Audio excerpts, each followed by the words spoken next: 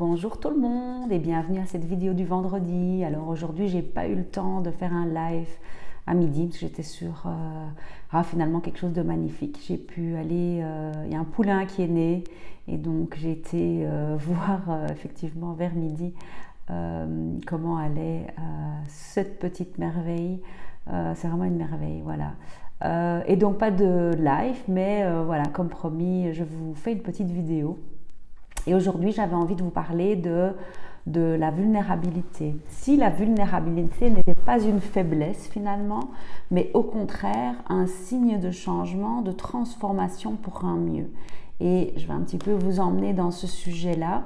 Alors c'est vrai que pour moi c'est une découverte, donc aujourd'hui ça va être un partage d'expérience et je vais moi-même quelque part vous partager ma vulnérabilité du moment, donc ma transformation du moment en espérant vous inspirer.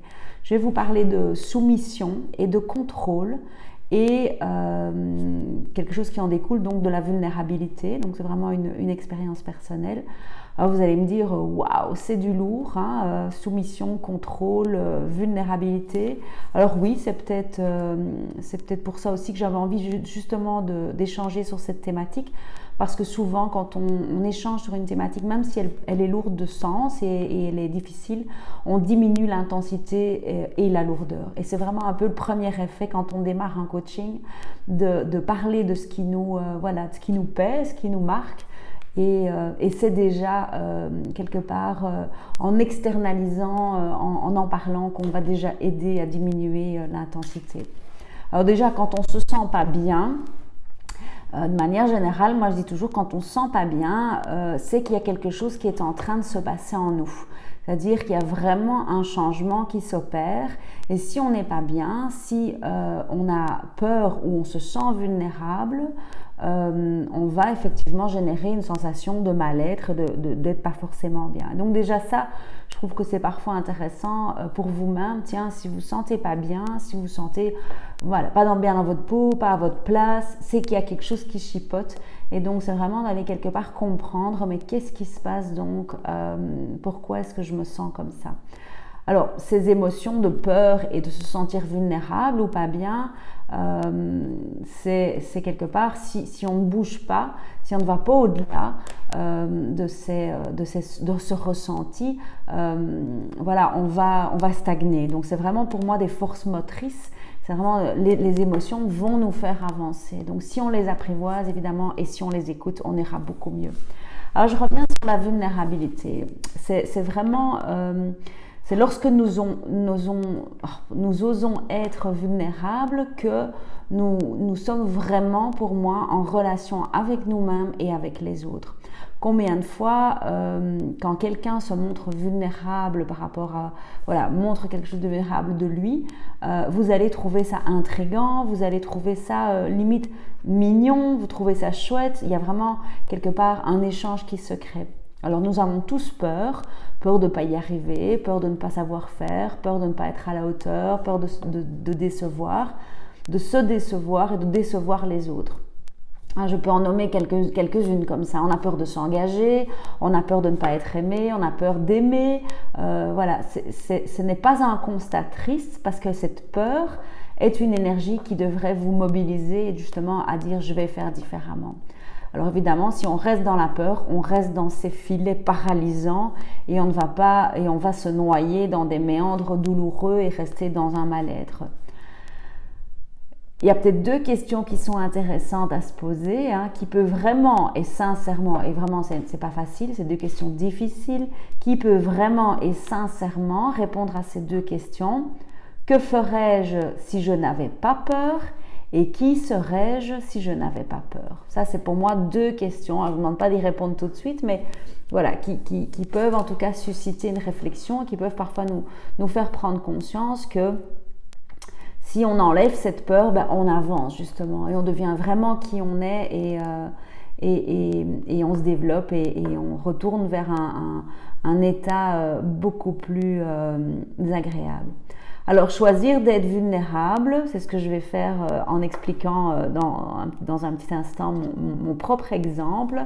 ça implique d'oser tomber les masques, de déposer l'armure, de baisser la garde, de tomber, on tombe les défenses, quoi. On choisit d'être vulnérable et comme je l'ai dit, c'est un cadeau que nous faisons à nous, mais aussi aux autres.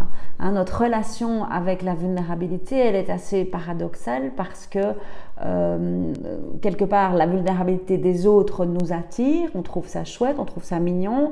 Notre vulnérabilité, on en a peur. Nous aimons finalement quand les autres s'ouvrent à nous, mais nous, on ne va pas forcément s'ouvrir à eux et se faire ce même cadeau. Donc nous aimons éprouver cette vulnérabilité des autres, mais on ne veut pas forcément nous être vulnérables. Donc c'est aussi une invitation aujourd'hui à peut-être considérer parfois de dire voilà ce qui nous touche, de vraiment partager notre vulnérabilité parce que pour moi c'est vraiment un signe de courage et c'est aussi travailler sur soi-même et avancer. On avance alors sur nos réflexions. Donc avoir ce courage de nous montrer tels que nous sommes et devenir vraiment vrai et authentique, c'est un petit peu ce que moi je prône dans ce que je fais dans mes accompagnements. Donc c'est quelque part aussi assumer cette vulnérabilité et c'est accepter que finalement on a des forces et on a parfois des faiblesses. Alors je parlais de toutes ces masques et ces armures qu'on se construit parfois. C'est vraiment, on se construit ces armures et parfois c'est métaphorique évidemment, hein, cette protection parce qu'on trouve ça inconfortable, parce que justement on ne se sent pas bien et donc on masque et on fait comme si tout allait bien. J'imagine que vous allez vous reconnaître là-dedans parce que ces masques qui nous procurent un sentiment de bien-être et de sécurité. Hein. On les met parce qu'on n'a pas envie d'affronter la vulnérabilité qui est finalement un sentiment de on ne se sent pas très très bien. Donc ces armures nous donnent l'impression d'être plus forts, mais quelque part, vous le savez très bien, on finit par porter ces armures et elles pèsent très très lourd et on en souffre encore plus. Donc voilà, ça c'est un petit peu tout ce qu'il y a autour de cette vulnérabilité. Voilà, après maintenant, j'aimerais vous partager quelque part ma propre expérience et donc je vais vous faire un petit partage et vous montrer ma propre vulnérabilité. Donc, ce serait intéressant de voir comment vous sentez par rapport à ça et voilà, comment vous vivez quand quelqu'un vous partage quelque chose de vulnérable. Et c'est intéressant du coup de se dire, finalement, quand je suis vulnérable, voilà l'effet que ça a sur les gens.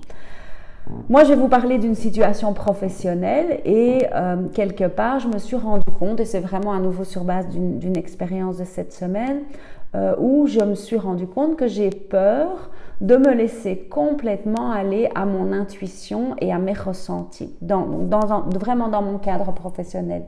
Alors que je sais que justement, les ressentis et mon intuition, elles sont justes, elles sont alignées avec qui je suis et quelque part, souvent, quand j'ai ce sentiment et que je me laisse aller à cette intuition, j'arrive à vraiment trouver cette sérénité, cette paix dans mes choix, dans mes décisions, dans ce que je fais.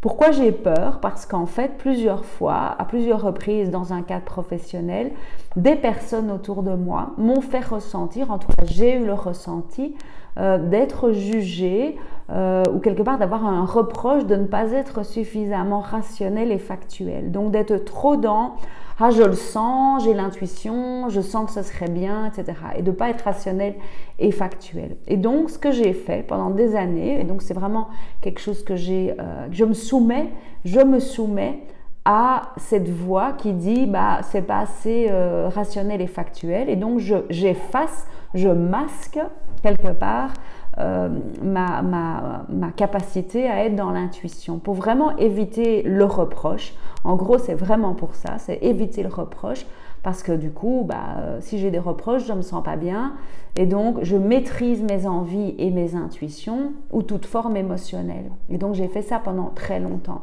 Et à chaque fois, finalement, que je mettais ce masque en disant « ok, je ne vais pas montrer mes émotions, etc. », ça marchait parce que du coup, le comportement que j'avais plaisait aux autres et je n'avais pas de reproches. Alors, vous vous rendez bien compte qu'à force de faire ça, donc à répondre à cette peur, mais dans un mauvais sens, je me déconnecte vraiment de moi-même et de mes forces. Et donc, voilà, tout ce que je ressentais, je le mettais de côté et je ne me permettais pas cette liberté et quelque part d'être moins dans le contrôle. Alors aujourd'hui, quand je le fais, ce qui se passe, c'est que je me sens très très vulnérable. Donc quand à nouveau instinctivement mes émotions et mes intuitions viennent spontanément parce que ça fait partie de ma nature, je commence à me sentir très vulnérable à nouveau pour cette crainte d'avoir des reproches. Et donc je travaille vraiment à me permettre d'être beaucoup plus libre et moins dans ce contrôle. Et ça reste, voilà, je me sens vulnérable à chaque fois parce que je panique et dès la moindre réaction dans mon environnement, donc si quelqu'un pourrait dire ou aurait envie de dire quelque chose, je panique et je serais capable de retourner vraiment dans mon ancien comportement de, voilà, j'efface toutes mes intuitions et mes sentiments. Ce que je fais aujourd'hui, ma clé, mon approche est différente. Pour moi, je veux une approche différente justement à cette soumission et à ce contrôle. C'est deux choses. Un, je me soumets à un comportement qui n'est pas le mien et je contrôle le comportement qui est le mien. Et donc, je vais vraiment chercher dans mes ressources, c'est-à-dire mes forces qui sont déjà fortes existantes et je vais exploiter cette intuition et mes autres forces qui sont justement l'écoute, la créativité, les idées, la capacité de m'adapter, d'être flexible et ce qui me permet vraiment d'être de retrouver toute ma puissance et la meilleure version de moi-même. Et certainement que dans mon travail, dans mes accompagnements, c'est vraiment essentiel que je puisse être quelque part dans cette énergie qui est mon essence et qui m'est propre. Voilà, ça c'était un petit peu le sujet du jour.